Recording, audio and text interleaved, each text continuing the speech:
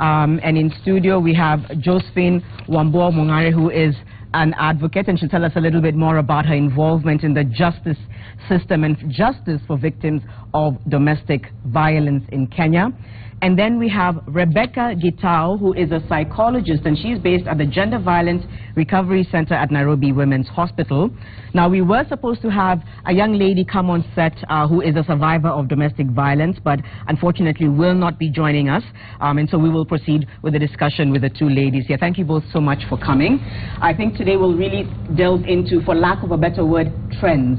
Because it really does look like domestic violence has reached an all-time high, or very alarming, at a very alarming rate right now in the country. And maybe, Josephine, you can clarify that for us. Are we seeing a lot more cases on the rise of domestic violence in Kenya? I think what we are seeing is more information, people coming out to report about domestic violence, because now people are aware, people are more aware about their rights, and people are more aware that they can go out there and talk about these things and they'll get some help. I think domestic violence has always been there. It's been an underlying factor in our society, but we have more information centers now. We have the social media to, you know, which will, people, even strangers, will highlight what is happening around their space. And that's why you're seeing more and more cases coming to the fore. And yet a lot of people still complain or say there doesn't seem to be any justice for these victims. It always seems to be the same vicious cycle. Some of them end up losing their lives when they stay in a relationship that's physical for too long. Would you say that the justice system is fair to victims of domestic violence in Kenya? What I would say is that there is the law, and there is the practice of the law. We have a scenario whereby you find people know that there is a law, but they're afraid, because of our socialization and our backgrounds, as probably should bring it out, people are socialized to stay in marriages. People are socialized to try and make it work. So when you go to report, or when you go to the police, or take somebody to court, it's like at the last, it's the last end. And yet the law has always been there. The law now, we have even now better, more legal established framework, like we have the new act that was passed into law last year, the Protection of Domestic Violence Act, and there are also, there's always been the law. There's always been the penal code. There's a constitution of Kenya that says that you have a right not to be tortured, you have a right not to be, treated in a dehumanizing way, psychological torture. But people do not want to come out of comfort zones because society expects you. And the stigma. Yes. In a few moments, I'll come and ask you about access to justice, because a lot of people, again, may assume, well, you talk about the law and you talk about the fact that you can protect us, but how do we get to that place? So I'll ask you about that in just a moment. Rebecca, you have counseled many victims stroke survivors of domestic violence, men and women. I know tonight we want to focus predominantly on women, not to ignore the fact that men are also victims. But from the years that you've done this work, right now, what are you seeing as the most disturbing trend with regards to domestic violence in Kenya? Yeah, like Josephine says, domestic violence have been there. But unfortunately, what we are witnessing now, there are new trends that are coming out, where, unlike when we used to witness the physical, the kicks, the slaps, now we are seeing burns coming. And burns, people being burned. Burning each other. And it's really worrying, and we can see people burning each other with paraffin, throwing stove, and burns have been on increase. Yes. Okay. And you know, why everyone fights sometimes. This is something, say, everyone has a fight, you get into an argument, you maybe say hurtful things to each other, etc. But when can you tell a fight from abuse? Unfortunately, we are not able to read the signs. When we see those burns, they did not just happen. It started from somewhere. There was a signal. There was a red light. But probably I was not able, or I ignored them. From, in most cases, we are waiting to see a slap. And it starts from psychological, from emotional, from those verbal abuse. Which is, the question is, so say you're in a fight in a relationship and you're having an argument. Where is that thin line between it being a fight that couples tend to have, a squabble, or something that borders on abuse? Where is that line? There's a thin line, but the moment you get hurt, and we call it a honeymoon. Then we go to a honeymoon, and I bring excuse, then we go back to the honeymoon, and something triggers me, and again another heart that tells you we will not end up well. Yeah. You should come out for help. So it's the moment you feel like your own well-being is being compromised, that's when it borders on abuse. Yes. I know we have some statistics. I don't know whether we can bring those up right now. And these were courtesy of the Gender Violence Recovery Center at Nairobi Women's Hospital. And these are some of the numbers that we have. This is 2013-2014, the nature of violence, sexual, and the second one, domestic. Now it says 110 men were victims of sexual violence, but 1,091 women. And this is again 2013 and 2014. And, you know, there's the age there as well. Children, male and female, those are the numbers of the victims of sexual and domestic violence in Kenya, 2013-2014. I think we have a few other slides as well. Let's see if we can bring those up, and a few other statistics for the show tonight. Again, adults, male, female, and then there's children as well. 139 total men, the year 2014 and 2015, and 1,864 female. And then children, you can see young girls there, if we're reading correctly, 3,247. And again, Rebecca, I think you can clarify this. This means 3,247 girls between 2014 and 2015 were victims of domestic and sexual abuse. Is that correct? This is the whole number. Yeah. The female and male. That is 2014-2015. However, 90% are girls and women. Yeah. From the statistics. Yeah, 90%. Okay. Again, there's one more slide. I think there's another slide that we want to highlight before we continue the discussion. And this is the National Domestic Violence Statistics 2014. Ages between 25 and 54. I'm guessing this is women, because we're focusing on women and all forms of violence, both sexual and domestic. I hope those statistics are clear. And that's just a snapshot into a much bigger situation. Josephine, we still tend to see a lot of perpetrators walk free. A lot of abusers walk free. We've just seen a story where the man who was accused in the video walks free. You get the sense that a lot of victims are holding back because they say, what's the point? He's going to walk free anyway. Why are we seeing that? There are two case scenarios why people will be released. Under the Constitution and our Kenyan laws, almost all offenses now, including murder and capital offenses, what we classified as capital offenses, are bailable. And therefore, a court of law will not hold you in a bailable offense unless you are a danger to society or you're a flight risk. You run away. But what happens in domestic violence cases, the person who has been the victim is supposed to take the next step and ask for a protection order. The current act that came into law in 2015 has put in place mechanism whereby you can seek protection from this person, and therefore it doesn't have to come back to the same home, because you find domestic violence is from people in the same home. It could be your husband, could be your brother, could be your mother or father. So you're talking about a restraining order. Yes. But people do not know that they can get that, because once you use the criminal justice system, these offenses are bailable. And if they are bailable, the court will not infringe on the other person's right by holding them in an offense that is bailable. Okay. You must demonstrate that there is a risk that this is going to continue. Take us through a scenario right now. There is a woman who is suffering at the hands of her husband, you know, for example. It's been a few years. She continues to suffer physical abuse. She now wants to seek help and seek justice. What steps can she take, step by step, and just simplify it for us? Okay. If you're a victim of domestic violence, the first thing you're supposed to do is report it to a police officer. Which we know. Most people are afraid because of the way the police stations are arranged. Although the law is requiring the police, in fact the Director General of the police, the DG, to come up with systems where these people are in a safer environment and they feel that they have confidence to go to the police stations and report. Okay, so after you report, a criminal police file is opened. But if you are in the know and if you are able to probably access justice, you can go to a civil court and get a protective order under the Protection of Domestic Violence Act.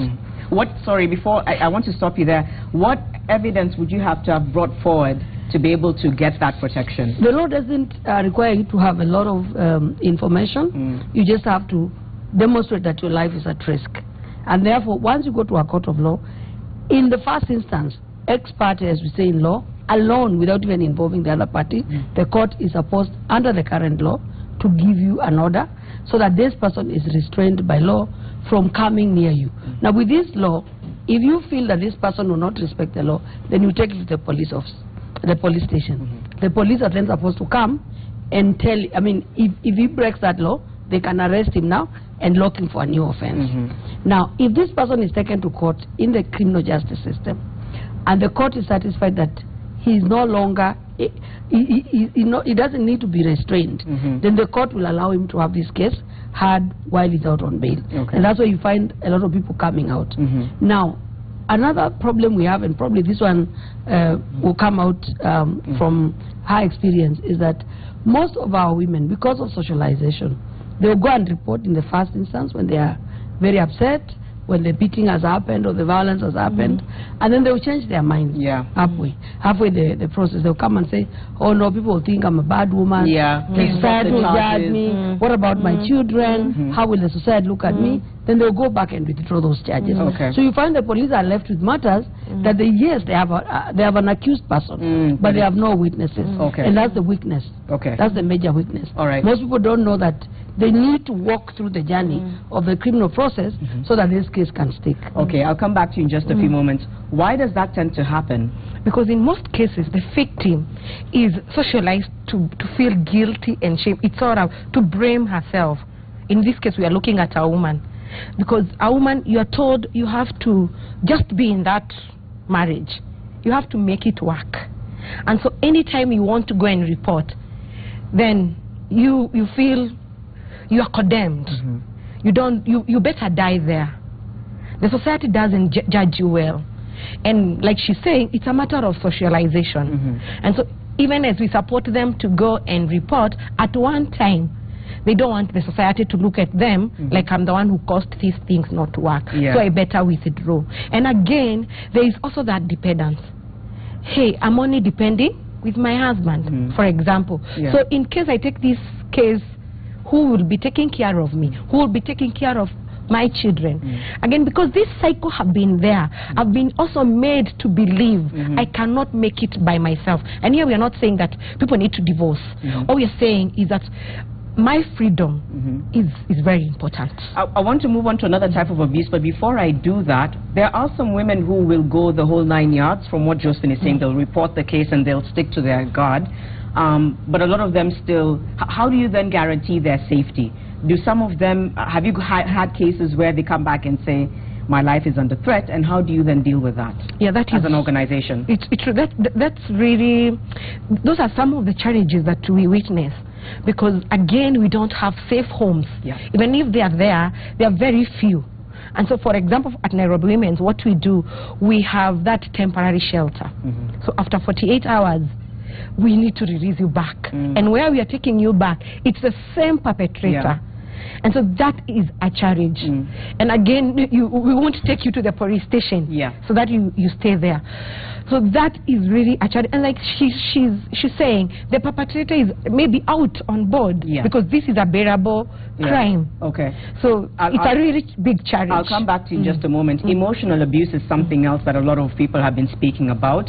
The fact that it's not tangible and you can't touch it and feel it. What exactly does it entail? What does emotional abuse entail? Emotional abuse, like I said, in most cases when we look at domestic violence, we are looking only at physical. But it starts there at emotional and verbal. I mean, when I start calling you names, when I start isolating you, and you shouldn't go and visit anywhere, you shouldn't go and visit your friend.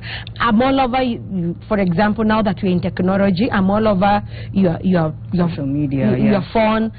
I'm all over even in your car. There's some perpetrators who would even check mileage of your car. Where have you gone? How many friends do you have? What time do you spend with them? So I really emotionally, I put you into a captive. Let me move to you. What steps can a woman in that position take? Because again, it's not physical. There's no evidence per se to to put in front of the court, but she's feeling like her life is under threat. What can a woman like that do? The current law has now recognized emotional and psychological torture as a form of abuse. And what the law requires is that actually the bar is very low. Yeah. You don't really need to, we are saying, the law says that you don't have to go through the strict rules of evidence to prove beyond reasonable doubt, you know, to call, you know, the shots. So long as you are able to, and we've done this, we've gone to court under the new law, and we've gotten an order in the Kisumu law courts to show that you are under threat, you are psychologically being tortured, because you know some people will torture you by just making sure that they know where you go, so they'll come and just be there, and their presence is a threat to you. So all you need to do is demonstrate to a court of law that my life is in danger, this person is doing 1, 2, 3. So you're required to just file a case, file an affidavit, and tell the court what is happening. And so long as you're able to demonstrate, the law expects the court to give you protection. Now, what then happens is that once you file that that court document, then the court is supposed to probably now order this person to stop, if it was talking, if it was like now sending you verbal messages, you know, because sometimes it's just not, it's not even your spouse. It could be your boyfriend. It could be somebody you are in a relationship with. It could be your neighbor who has decided that, hey, I just want to make our life a living hell. So the bar has been lifted. It's not, the law doesn't require you to have so much evidence. What FIDA has done, and they've gone to court to test the new law, is to just make the victim swear an affidavit and say, hey, look, this person is threatening my life. They keep moving around where I am. When I go to the supermarket, I see them. Or maybe it's your brother, you're fighting over property, and they just want to intimidate you. So with that, then you get a protection order. Okay. You get a protection order. Okay. But not everybody knows that they can do that. So they wait until it's physical. Then they now say, okay, now I'm being... Right, so that's what we want to decipher. And there's also the economic abuse. It's not just psychological. In a marriage or in a relationship, you know, there's power relations. Can I want to come back to that, because I think that's financial, and I know that's something that's very... We want to bring up some tweets as well, see if there are comments or questions before we go into financial abuse or economic abuse, and let's see what they're saying on Twitter tonight. At Lisaka_Brian says, patriarchal systems perpetuate domestic violence as the burden of a failed marriage is blamed on women. So that's what we've been saying about the stigma. Mariam Dika says, it's important to address the root cause of domestic violence. Society must nip the budding bad habit and break the silence. Correct, okay. And then we have the Adventist chap saying, there should be a campaign against domestic violence, at least to reduce on these cases which are saddening. I think there have been numerous campaigns. Okay, and Ajoki Kiyama says, domestic violence is a no-no. I lost a friend 2 weeks ago. One should be strong and walk away. Okay, at Real Sam Wakiaga says, domestic violence is archaic. It's an archaic word which has no place in modern society. So mostly comments there. We'll try and get some questions on SMS a little later on.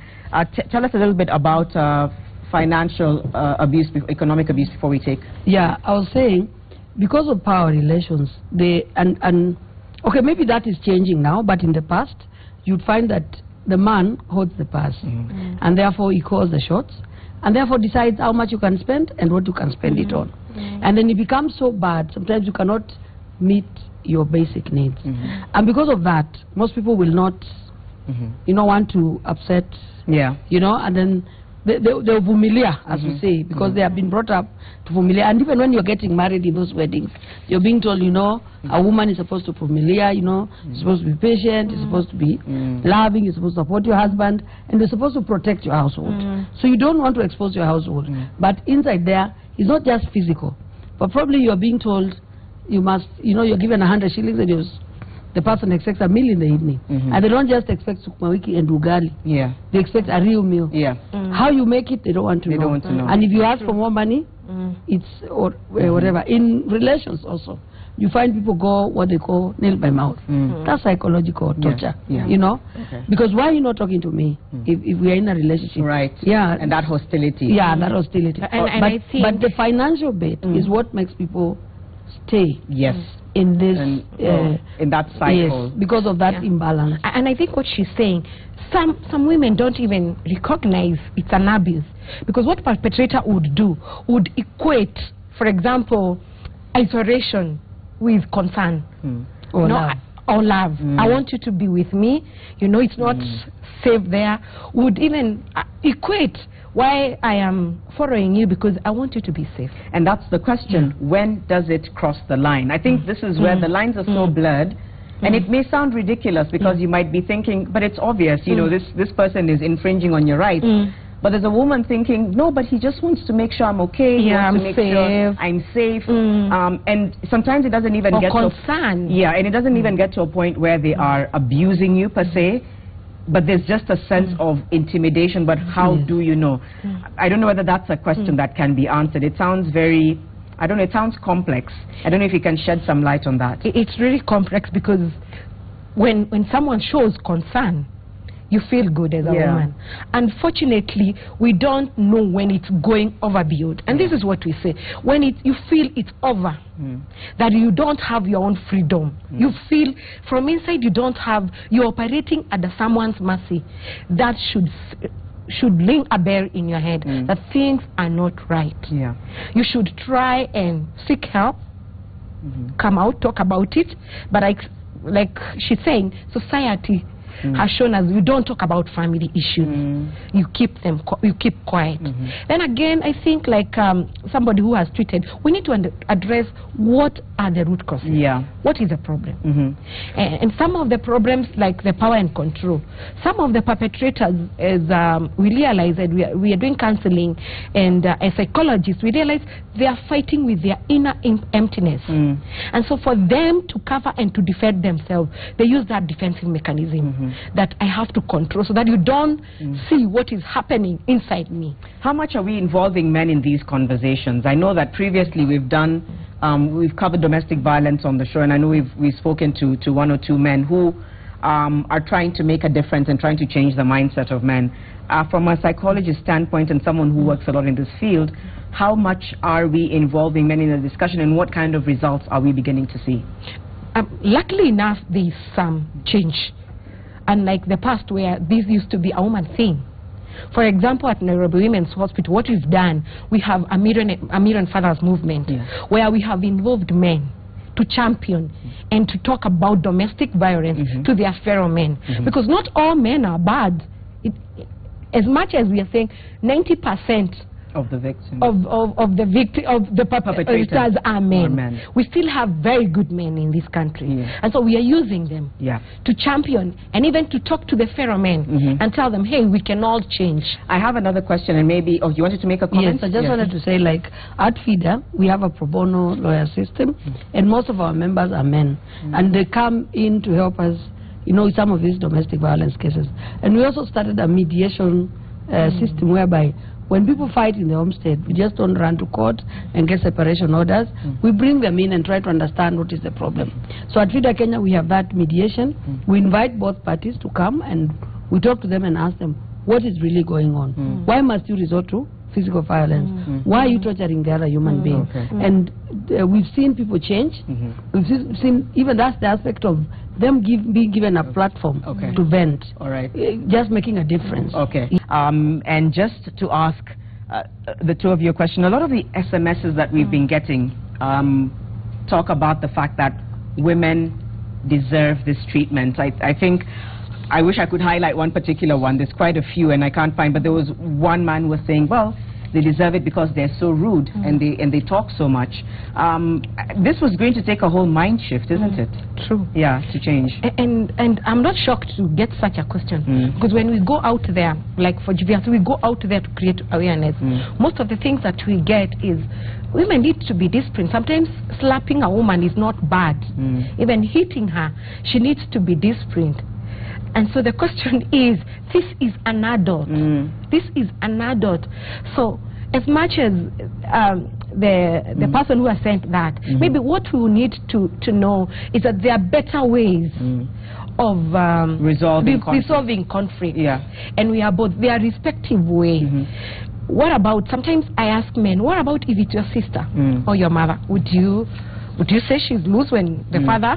So it's really we need to change that domestic violence is not for women. Yeah. And I don't need to be kicked or slapped as a woman, but there is a way we can discuss. We can negotiate. Okay, as we wind up, what are your parting words for the healing process for someone who has gone through or been a victim of domestic violence? First, they need to seek help. They need to seek counseling. They need to seek support. And they need to move away from that risk environment. And sometimes I know victims ask, so when I move away, where I'm going? First of all, when they get psychological help, they are able to make rational decisions. Yeah. But when they are still there and they have not come for help, they will not be able to make those rational decisions. They'll still make those irrational decisions, and they will always be in that cycle of violence. So what we say, speak out, and come and get help. Okay. Yeah.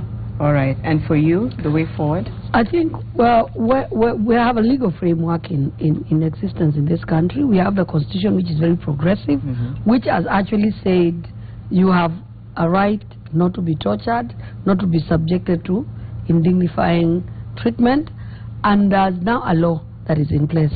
We've had so many laws. We have the Penal Code, which criminalizes any form of violence against any person.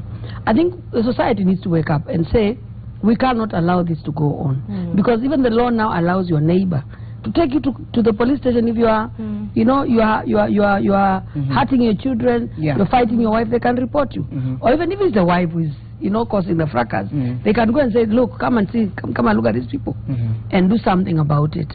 So I think as a society we need to wake up and say this cannot go on unabated. We need to now realize that unless we put a stop to it and use the systems that the law has created, the police station, the children's services, the probation services, to get an end to this, then we are not going anywhere. All right. So thank you. Okay, thank you so much for that. Again, another disclaimer is that we have previously had discussions on Monday Special around domestic violence and involved men and women. I can see a man here saying you haven't involved men in this discussion. We have, and this is the first of many that we will have. We also have in the past spoken to survivors. Unfortunately, the survivor that was supposed to come today pulled out at the last minute for her own reason. And so one or two messages here. This one doesn't say her name or where she's from, but she says, hi, my mom used to be abused physically for 18 years before she met her death. I'm now married, and I see all men, like my father, including my husband. Yes, he loves me, and he wants to give me what I want, but I fear that he might change. I really don't know what to do. So again, the mental shift. I think we have others here that I'm trying to read. So someone else here says, and this is from what we were saying, sometimes women provoke men and are fighting for equality. That is why they're treated in such a manner. Like you're saying, you're not surprised by such. And then someone else here says, I'm a victim of domestic violence. I've been married for 3 years. I have no peace. My husband, it says here, is a police officer, and I've reported this to seniors, but no action. Now you see? We'll take it on. Okay, so maybe now is the best time to give the contact information for some of these organizations. Or we can see it, there it is on your screens. The Gender Violence Recovery Hotline is 0719-638006, and for FIDA, visit fidakenya.org or .org. Visit those two organizations and be able to just try and find some help and some solace there. But that's really all the time we have, unfortunately, for the show tonight. Thank you both for coming. Like we said, the first of many discussions that we will have, and really just try and put an end to this. Someone talked about campaigns. Maybe we just need to really scream and shout about it, and like we said, involve men in it as well. Thank you so much for your feedback and your thoughts and views. Janet Bogwandishu, thank you for watching. Good night.